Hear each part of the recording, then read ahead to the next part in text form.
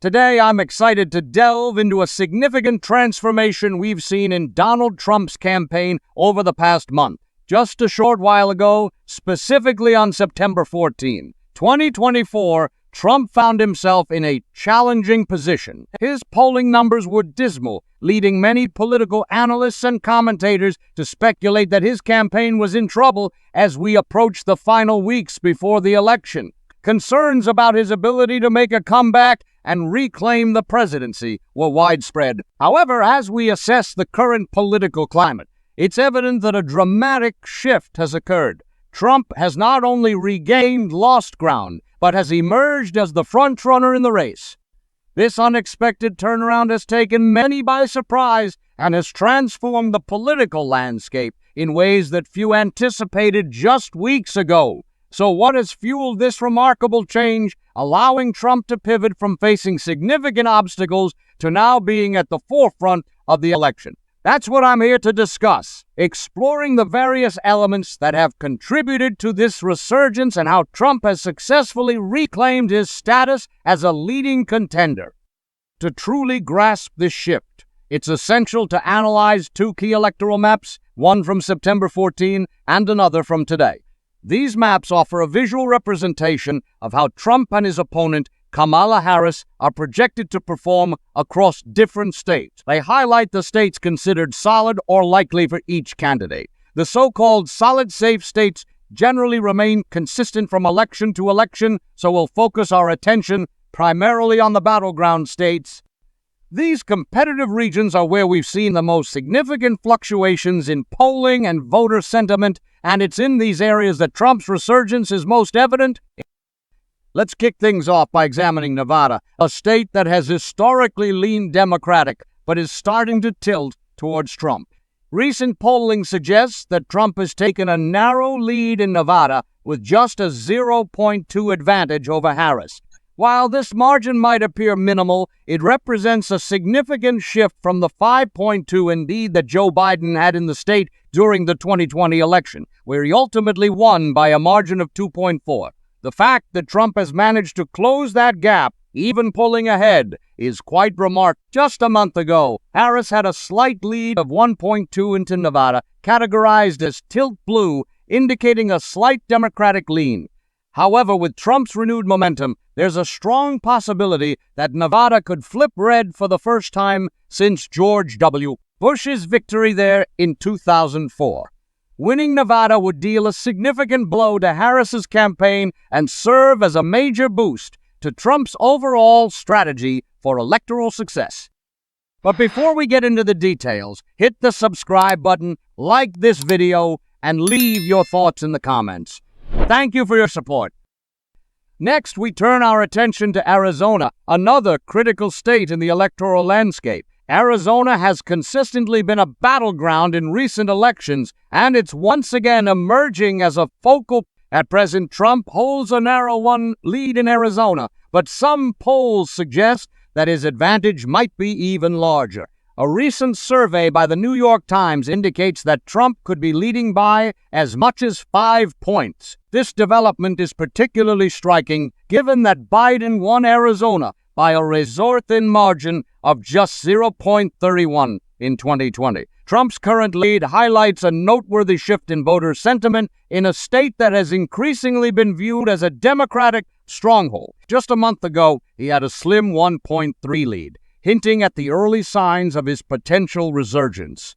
Although Harris initially gained some traction following the Democratic National Convention, Trump quickly regained his footing and is now showing signs of solidifying his lead. If he can maintain this momentum, it seems highly likely that Arizona will swing back in his favor, a crucial victory that could have significant ramifications for the overall election outcome.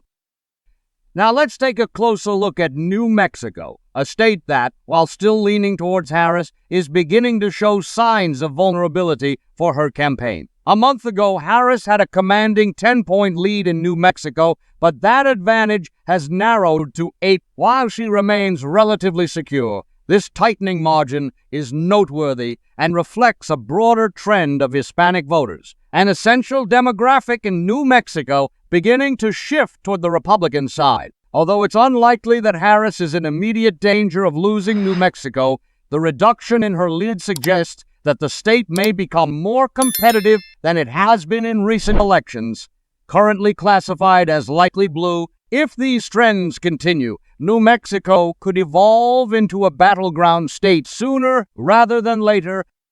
Now, let's shift gears and examine Texas, a state that has long been a Republican bastion. Trump currently boasts a solid 5.7 lead there, an increase from a 4.7 lead just a month ago.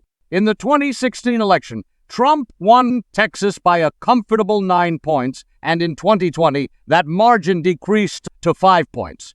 Current polling indicates that Trump is regaining ground, and if these trends persist, he could potentially secure a victory in Texas by a substantial margin, although there were some predictions that Texas might become more competitive for Democrats. It appears that Trump is solidifying his hold on the state, which is vital for his overall electoral strategy. Presently, Texas is classified as lean red, but there's a strong chance it could shift into the solid red category as we inch closer to Election Day.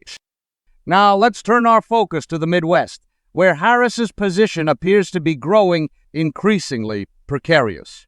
A month ago, she seemed to be in a robust position in critical states like Minnesota, Wisconsin, Michigan, and however, recent trends indicate that Trump is gaining significant ground in these key battlegrounds. Starting with Minnesota, which is the home state of Harris's running mate, Governor Tim Walz, she still holds a lead in the state, but it has narrowed from 6.5 to 4.7, while she remains favored to win. This decline in her lead is concerning. In 2020, Biden won Minnesota by about 7 points. So a continued decrease in Harris's lead could signal a tightening race in a state that Democrats absolutely cannot afford to lose. For now, Minnesota is classified as lean blue, but if this trend continues, it could present a significant challenge for Harris's campaign. The situation in Wisconsin is even more dramatic.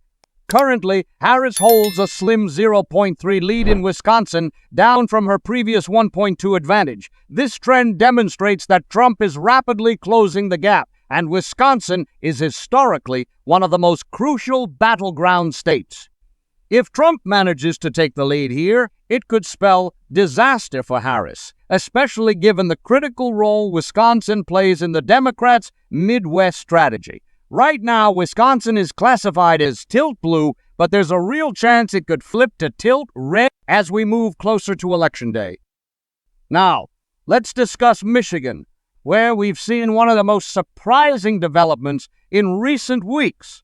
In 2020, Biden won Michigan, establishing it as a blue stronghold with a margin of nearly 3. Today, Trump has taken a narrow lead, sitting ahead by almost 1. This marks a dramatic turnaround from a month ago when Harris was leading by 0.7. Michigan has shifted from being classified as tilt blue to tilt red, and if Trump manages to maintain this lead, it could significantly weaken Harris's electoral.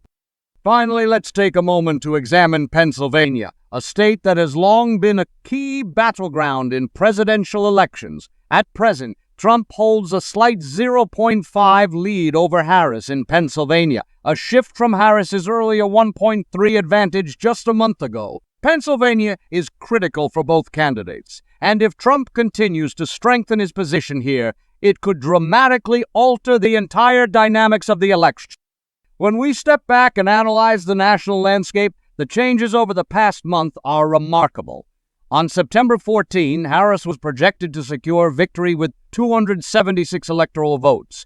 Fast forward to today, and Trump is leading with 302 electoral votes, clearly positioning him as the frontrunner. This transformation indicates that Trump has successfully transitioned his campaign from trailing to leading in just a matter of weeks. If this momentum continues, we could see even more states swing into Trump's column as we approach election. As things stand, Trump's path to victory appears stronger than ever.